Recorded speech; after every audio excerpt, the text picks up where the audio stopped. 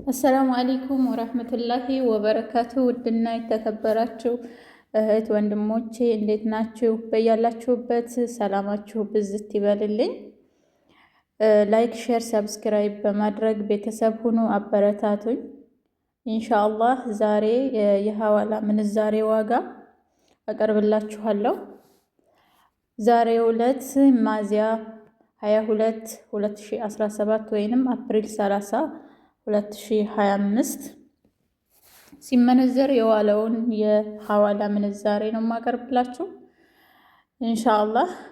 አንድ አሜሪካን ዶላር 159 ብር ከ53 ሳንቲም፣ አንድ የካናዳ ዶላር 115 ብር ከ24 ሳንቲም፣ አንድ የአውስትራሊያ ዶላር 102 ብር ከ24 ሳንቲም፣ አንድ የአውሮፓ ዩሮ 181 ብር ከ21 ሳንቲም፣ አንድ ዩኬ ፓውንድ 213 ብር ከ40 ሳንቲም፣ አንድ የዱባይ ድርሃም 43 ብር ከ39 ሳንቲም፣ አንድ የሳዑዲ ሪያል 42 ብር ከ01 ሳንቲም፣ አንድ የኩዌት ዲናር 520 ብር ከ23 ሳንቲም፣ አንድ የጆርዳን ዲናር 224 ብር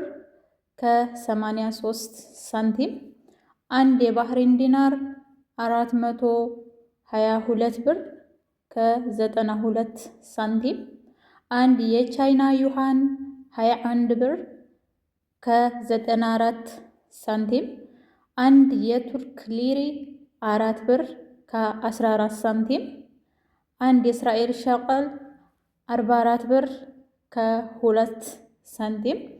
ኢንሻአላህ የዛሬው የቀኑ ምንዛሬ ይሄን ይመስላል። ኢንሻአላህ በተቻለኝ አቅም በየቀኑ ለማቅረብ እሞክራለሁኝ። እናንተም ላይክ፣ ሼር፣ ሰብስክራይብ በማድረግ አበረታቱኝ። ኢንሻአላህ አላህ ሀገራችንንም ሰላም ያደርግልን። ሙስሊሞችም ዱዓ አድርጉ ለሀገራችን ሰላም እንዲወርድልን።